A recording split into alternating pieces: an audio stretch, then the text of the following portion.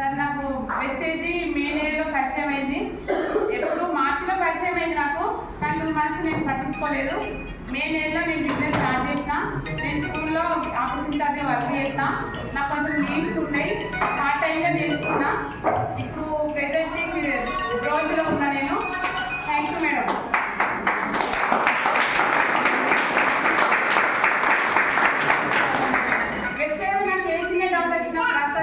ప్రసాద్ గారికి, వంశీ గారికి, పవన్ మేడంకి నా చిన్న డౌట్ నేను అడుగుతా, అప్పుడు మళ్ళీ నా డౌట్ క్లారిఫై చేస్తారు. Thank you sir.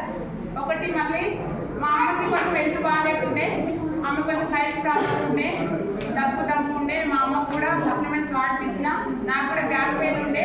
మన సప్లిమెంట్స్